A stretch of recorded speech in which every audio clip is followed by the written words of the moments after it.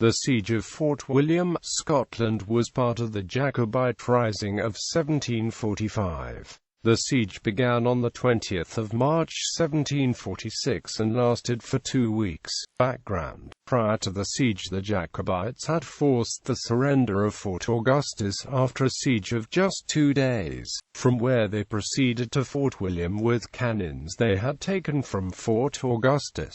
After the Jacobites' successful siege of Fort Augustus, attention of both sides shifted towards Fort William, which was the last remaining strong point in the Great Glen. The Duke of Cumberland apparently looked upon it as the only fort in the Scottish Highlands of any consequence, and said that he would be taking all possible measures for the security of it. The elderly governor of the fort was Alexander Campbell, who was described as a careful and good man, but the word doubts about his competence, and on the 15th of March 1746 he was superseded by Captain Caroline Frederick Scott of Guise's 6th Regiment. The government garrison of Fort William, when reinforced, was together made up of 2 companies of Guise's 6th Regiment, 2 other companies of regulars, and a company of the Campbell of Argyll militia, totaling about 400 men in all. Fort William was more solidly built than Fort Augustus, and its triangular shape was calculated to take advantage of the cover afforded by the head of Loch Linnhe. Fort William's armament consisted of 6 12-pounder cannon, 8 6-pounders, 7 smaller pieces, 2 13-inch mortars, and 8 coehorns.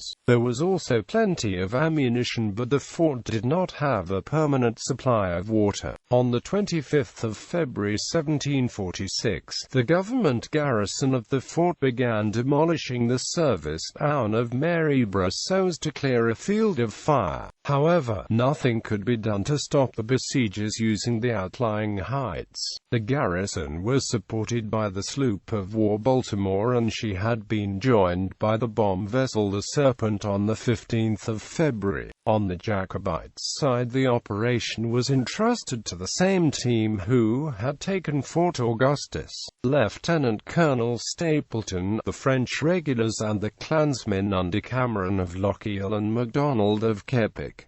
The siege. The Jacobites arrived with siege cannon on the 20th of March, and both Cameron of Lochiel and MacDonald of Keppoch wrote to the Jacobite leader, Charles Edward Stuart, to tell him that they had declared war on the Clan Campbell. In the letters they both claimed many war crimes had been committed against them by the Campbells, including the burning of 400 homes in a single day. The Jacobites focused the seaward blockade down Loch Linnhe at the Corran Narrows, and they actually succeeded in capturing one of Baltimore's boats. However, Alexander Campbell was determined to destroy that nest of rebels, and early in the morning of the 4th of March he embarked 71 of his men in 6 boats at Fort William, and over the next 5 hours they made the way down the loch and surprised the Jacobite sentries in the Narrows. It was reported that the Jacobites had 2 men killed and many wounded during this action, having been detained at Castle Stalker due to bad weather conditions. Captain Scott and the bomb vessel Serpent arrived safely at Fort William on the 15th of March, and Scott laid down that the garrison must keep up a frequent harassing fire on the Jacobite positions at night with light cannon. The Jacobites opened fire on the fort on the 20th of March, and the scheme of attack was carried out by Mirabel de Gordon, who put the whole weight on artillery, employing both cannon and 6-inch artillery. On the 22nd of March, the Jacobites sent a drummer to Captain Scott with a letter requiring him to surrender, but his answer was that he would defend the place to the last extremity. It soon became clear that the 2 Jacobite firing positions on Sugarloaf Hill and Cow Hill were too far from the target, and on the 23rd of March a further battery was opened on Cow Hill, but closer to the target.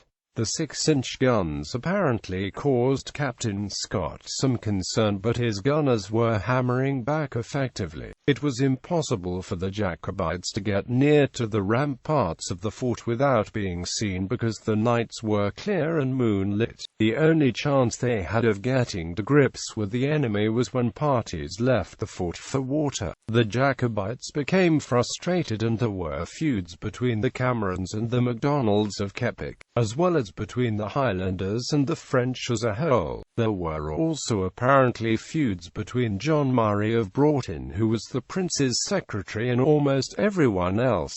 MacDonald of Keppoch had apparently threatened to beat Murray with a stick. On the 27th of March, the Jacobites unmasked a battery of 4 6-pounder pieces on the ground above the governor's garden, and so the emphasis of attack shifted from the mortars to the cannon. On the 28th of March, the Jacobites opened up an artillery attack east of the fort with red-hot shot, with the aim of making the cramped interior of the fort untenable. Further missiles included cold ground shot, grape shot, old nails, and red-hot lengths of notched iron that were intended to lodge in the timbers, and were of Jacobite speciality. This time Captain Scott was unable to hit back effectively with his artillery, so instead he dispatched Captain George Foster with 150 men to assault the Jacobite battery on the evening of the 31st of March. The relief between the Camerons and MacDonalds of Keppoch was apparently muddled, leaving the battery unprotected at the crucial moment. As a result, the government sortie was able to spike 2 of the Jacobites' 6-inch mortars and a 6-pounder cannon. They were also able to capture and bring back 2 more 6-inch mortars and 3 French 4-pounder cannons.